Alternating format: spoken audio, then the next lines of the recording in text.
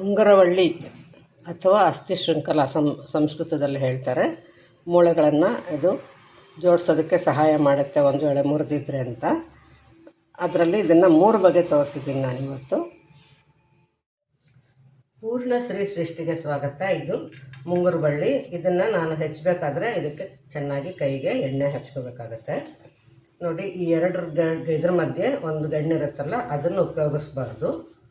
ಈ ಎಲೆನ ಮತ್ತು ಸಣ್ಣ ಬಳ್ಳಿ ಇರುತ್ತಲ್ಲ, ಅದು ಎಳೆದಾಗಿದ್ದರೆ ಇದನ್ನು ಬಳಸ್ಕೋಬಹುದು. ಇವಾಗ ಇದನ್ನು ಕಟ್ ಮಾಡಿದ್ಮೇಲೆ ನಾವು ತುಂಬ ಎಳೆದಾಗಿದ್ದರೆ ಮೂಲೆನ ಸುಮ್ಮನೆ ಈ ಥರ ಹೆರೆದ್ರೆ ಸಾಕು, ಇನ್ನೇನು ಮಾಡೋ ಅಗತ್ಯ ಇಲ್ಲ. ಹಾಗೆ ಬಲಿತಾ ಬರುತ್ತಲ್ಲ, ಕೆಳಗಡೆ ಇರೋದು ಬಲ್ತಿರುತ್ತಲ್ಲ, ಅದನ್ನು ಹೀಗೆ ಮಾಡಿದ್ರೆ ನಾರು ತುಂಬ ಇಂಥ ಕಡೆ ಕೂಡ ಬರುತ್ತೆ. ಸ್ವಲ್ಪ ಬಲ್ತಿದ್ರೆ ಈ ಮೂಲೆಯಲ್ಲಿ ಮಾತ್ರ ನಾರು ಬರುತ್ತೆ. ಆ ಬಲ್ತಿರೋದು ನೋಡಿಕೊಂಡು ನಾವು ಇದನ್ನು ಬಿಡಿಸ್ಕೋಬೇಕಾಗತ್ತೆ. ಆದಷ್ಟು ತೇವ ಒಣಗಿದ್ದಾಗ ಈ ಥರ ಬಿಡಿಸೋದು ನೋಡ್ಕೊಳ್ಳಿ. ತೇವನೂ ಜಾಸ್ತಿ ಇದ್ದರೆ ನೀವು ಎಣ್ಣೆನೂ ಹಚ್ಕೊಳ್ಳದೇ ಇದ್ದರೆ ಕೈಯೆಲ್ಲ ಕರಿಯುತ್ತೆ. ಇದು ಈ ಥರ ಬಿಡಿಸ್ಕೊಂಡು ನೋಡಿ, ಇಷ್ಟೇ ಸಾಕು, ಇದಿಷ್ಟೇ ಸಾಕು. ಈ ಥರ ಬಿಡಿಸ್ಕೊಂಡು ಇಟ್ಕೊಳ್ಳಿ. ಎಲೆಗಳು ಸಪ್ರೇಟಾಗಿ ಇಟ್ಕೊಂಡಿದ್ರೆ ನಾವು ಹುರಿಯೋವಾಗ ಕೊನೆಯಲ್ಲಿ ಹಾಕ್ಕೋಬಹುದು.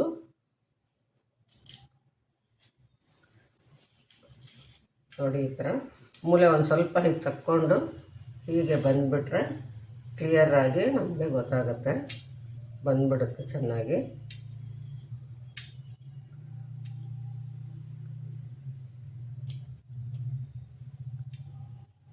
ಈ ಥರ ಎಲ್ಲನೂ ನಾವು ಸಿದ್ಧ ಮಾಡಿ ಇಟ್ಕೋಬೇಕಾಗತ್ತೆ, ಅಂದರೆ ರೆಡಿ ಮಾಡಿ ಇಟ್ಕೋಬೇಕಾಗತ್ತೆ.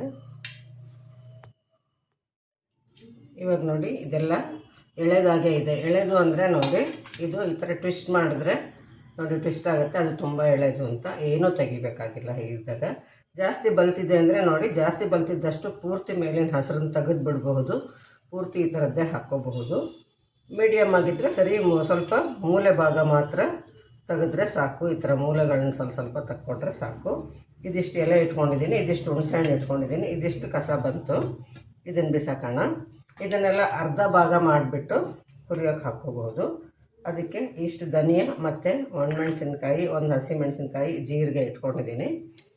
ಇದು ನಾನು ಧನಿಯಾ ಹುರಿದಿರೋದು, ಆದ್ದರಿಂದ ಎಣ್ಣೆಯಲ್ಲಿ ಫಸ್ಟು ಮೆಣಸಿನ್ಕಾಯಿ ಜೀರಿಗೆ ಹುರ್ಕೊಂಡು ಅದಕ್ಕೆ ಧನಿಯಾ ಹಾಕ್ಕೊಳ್ತೀನಿ. ಈಗ ನೋಡಿ, ಸ್ವಲ್ಪ ಎಣ್ಣೆ ಆಮೇಲೆ ಧನಿಯಾ ಹಾಕ್ಕೊಂಡು ಒಣಮೆಣಸಿನ್ಕಾಯಿ, ಹಸಿಮೆಣಸಿನ್ಕಾಯಿ ಹುರ್ಕೊಳ್ತಾ ಇದ್ದೀನಿ. ಇದಕ್ಕೆ ನಾವು ಜೀರಿಗೆಯನ್ನು ಹಾಕ್ಕೊಳ್ಳೋಣ.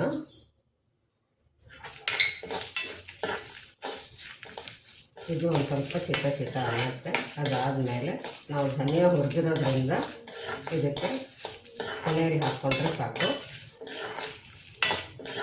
ಇದನ್ನು ಕೆಲವನ್ನ ಈ ಥರ ಔಷಧಿಗೆ ಉಪಯೋಗಿಸುವಂಥ ಪದಾರ್ಥಗಳನ್ನ ಯಾಕೆ ನಾನು ಮೇಲಿಂದ ಮೇಲೆ ತಗೋಬೇಡಿ ಅಂತ ಹೇಳ್ತೀನಿ ಅಂದರೆ, ಇವಾಗ ಉದಾಹರಣೆಗೆ ಉಷ್ಣದ ಸಮಯ, ಬೇಸಿಗೆ ಕಾಲದ ಸಮಯ, ನಮ್ಮ ಮೈ ಉಷ್ಣದ ಪ್ರಕೃತಿ ಅಂತ ತಿಳ್ಕೊಳ್ಳಿ.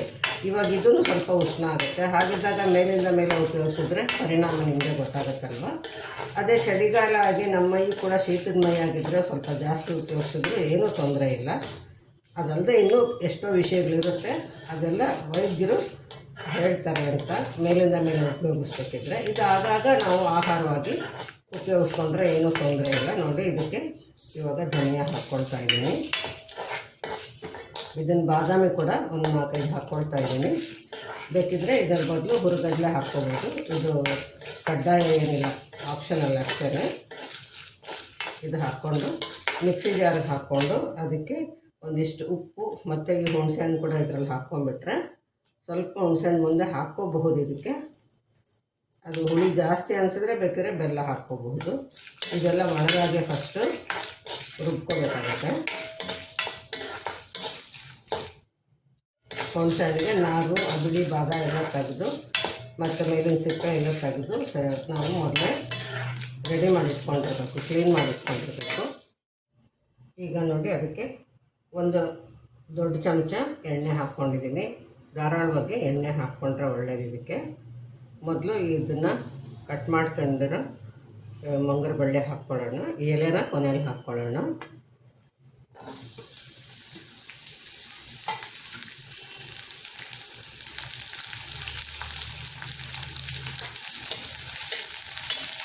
ಇದನ್ನು ಚೆನ್ನಾಗಿ ಹುರಿಬೇಕು, ಅದೇ ತುಂಬ ಮುಖ್ಯ ಇದರಲ್ಲಿ. ಇವಾಗ ಹೇಗಿದೆ ಅಂತ ನೋಡ್ತಿದ್ದೀರಲ್ಲ, ಆಮೇಲೆ ನೋಡಿ ಹೇಗಾಗುತ್ತೆ ಅಂತ ಒಂದು 3-4 ನಿಮಿಷ ಆದರೂ ಹುರಿಬೇಕಾಗುತ್ತೆ. ನೋಡಿ ಈಗ ಒಂದು 2-3 ನಿಮಿಷ ಆಗಿದೆ, ಹೀಗಿದೆ ಇವಾಗ. ಆದರೆ ಇನ್ನೂ ಕೂಡ ಸ್ವಲ್ಪ ಹುರಿಬೇಕು.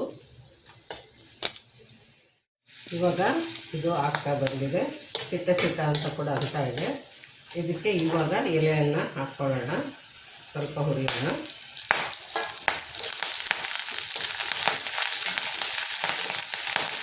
ಸ್ವಲ್ಪ ಹುರಿದು ಒಂದು ಪಾತ್ರೆ ಕರೆದಿಟ್ಕೊಂಡಿರೋಣ. ಇನ್ನು ಮಿಕ್ಕಿದ್ದು ಮಸಾಲೆ ಎಲ್ಲ ಹೇಳಿದ್ನೆಲ್ಲ ಅದು ಉಪ್ಪು ಹಾಕ್ಕೊಂಡಿದ್ದೀನಿ. ಇದನ್ನೆಲ್ಲ ಮೊದಲು ಪುಡಿ ಮಾಡ್ಕೊಳ್ಳೋಣ. ಈ ಹುರಿದಿರೋದು ಮೊದಲು ತಣ್ಣಗಾಗಬೇಕು ಅಷ್ಟರಲ್ಲಿ. ಅದೇ ಎಣ್ಣೆ ಹಾಗೆ ಇದೆ ಉಳಿದಿದೆ, ಅದಕ್ಕೆ ಸಾಸಿವೆ ಹಾಕ್ಕೊಳ್ತೀನಿ. ನೋಡಿ ಈಗ ಇದು ಪುಡಿ ಆಗಿದೆ ಚೆನ್ನಾಗಿ. ಇದಕ್ಕೆ ಇವಾಗ ನಾವು ತೆಂಗಿನ ತುರಿ ಹಾಕ್ಕೊಳ್ಳೋಣ. ಸ್ವಲ್ಪ ಧಾರಾಳವಾಗಿ ಹಾಕ್ಕೋಬಹುದು ತೆಂಗಿನ ತುರಿನ. ಇದು ಫ್ರಿಜ್ಜಲ್ಲಿ ಇಟ್ಟಿದ್ದು ಸ್ವಲ್ಪ ಗಟ್ಟಿಯಾಗಿದೆ. ಇಷ್ಟು ಹಾಕ್ಕೊಂಡು ರುಬ್ಕೊಂಡ್ಬಿಟ್ಟು ಕೊನೆಯಲ್ಲಿ ನಾವು ಹುರ್ಕೊಂಡಿರೋ ಮುಂಗರಬಳ್ಳಿ ಹಾಕ್ಕೊಳ್ಳೋಣ. ಈಗ ನೋಡಿ ತೆಂಗಿನ ತುರಿ ಹಾಕ್ಕೊಂಡು ಕೂಡ ಇಷ್ಟ ಆಗಿದೆ. ಈಗ ನಾವು ಈ ಹುರಿದಿಟ್ಕೊಂಡಿರೋ ಇದನ್ನು ಇದಕ್ಕೆ ಹಾಕ್ಕೊಳ್ಳೋಣ. ಇವಾಗ ತಣ್ಣಗಾಗಿದೆ. ಇದನ್ನು ಸ್ವಲ್ಪ ತರಿಯಾಗಿ, ತುಂಬ ನುಣ್ಣಗೆ ಬೇಡ, ಚಟ್ನಿ ಥರ ರುಬ್ಕೊಳ್ಳೋಣ. ಈಗ ರುಬ್ಕೊಂಡಿದ್ದಾಗಿದೆ, ಇಷ್ಟ ಆದರೆ ಸಾಕು. ಈಗ ಇದು ಸಿದ್ಧವಾಗಿದೆ. ನೀವು ಇದನ್ನೇ ಒಣಕೊಬ್ಬರಿ ಹಾಕ್ಕೊಂಡು ನೀವು ಈ ಥರ ಮಾಡಿಕೊಂಡ್ರೆ ಚಟ್ನಿ ಪುಡಿ ಅಂತ ಇದನ್ನು ಹಾಗೆ ಇಟ್ಕೋಬೋದು. ಬೇಕಿದ್ದರೆ ಆಮೇಲೆ ಒಗ್ಗರಣೆಲಿ ಒಂದು ಸುತ್ತು ಹುರ್ಕೊಂಡ್ರೆ ತುಂಬ ಚೆನ್ನಾಗಿರುತ್ತೆ. ಈಗ ಇದನ್ನು ನಾನು 2 ಭಾಗ ಮಾಡ್ಕೊಳ್ತೀನಿ. ಈಗ ನೋಡಿ ಇದೊಂದು ಚಟ್ನಿ ವಿಧಾನ. ಇದಕ್ಕೆ ಮೊಸರು ಹಾಕಿದ್ದೀನಿ, ಇನ್ನು ಸ್ವಲ್ಪ ನೀರು ಹಾಕ್ಕೋಬಹುದು. ಈಗ ಇದಕ್ಕೆ ಒಗ್ಗರಣೆ ಹಾಕ್ತಾಯಿದ್ದೀನಿ.